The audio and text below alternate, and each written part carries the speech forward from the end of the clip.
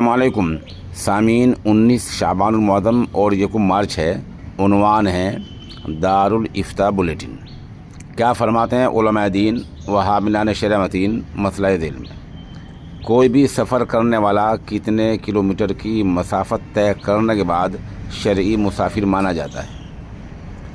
مسافر کی جماعت کی نماز نکل گئی، وہ اکیلے میں نماز پڑھتا ہے، 2 کی بجائے 4 پڑھ لے تو اس میں کیا حرج ہے؟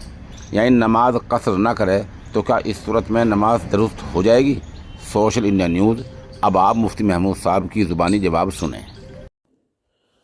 بسم اللہ الرحمن الرحیم۔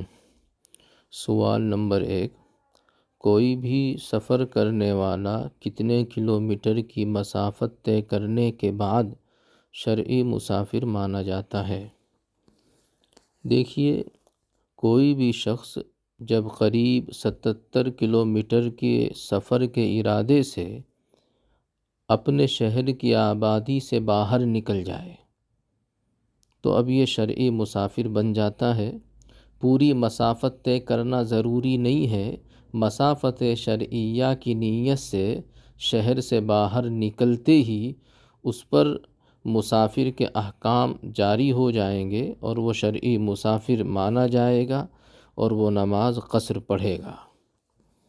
سوال نمبر 2، مسافر کی جماعت کی نماز نکل گئی، وہ اکیلے میں نماز پڑھتا ہے، 2 کے بجائے 4 پڑھ لے تو اس میں کیا حرج ہے؟ یعنی نماز قصر نہ کرے تو کیا اس صورت میں نماز درست ہو جائے گی؟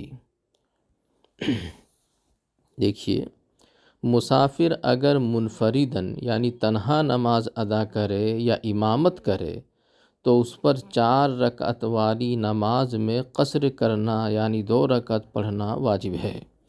اگر پوری 4 رکعت منفرداً پڑھے گا تو 2 صورتیں ہیں۔ نمبر 1، اگر دوسری رکعت کے بعد قعدہ کیا تو فرض نماز ادا ہو جائے گی لیکن گنہگار ہوگا۔ پہلی 2 رکعت فرض ہو جائیں گی اور دوسری 2 رکعت نفل ہو جائیں گی۔ جب تک نماز کا وقت باقی ہو، مسافر پر اس فرض نماز کا قصر کے ساتھ اعادہ کرنا واجب ہے اور وقت گزر جانے کے بعد اعادہ مستحب ہے۔ دوسری صورت، اگر دوسری رکعت کے بعد قعدے میں نہیں بیٹھا، قعدہ نہیں کیا تو اس کی فرض نماز باطل ہو جائے گی اور پوری نماز نفل ہوگی۔ وقت باقی ہو یا نہ ہو، اس پر فرض نماز قصر کے ساتھ یا لوٹانا اور اعادہ کرنا واجب ہوگا۔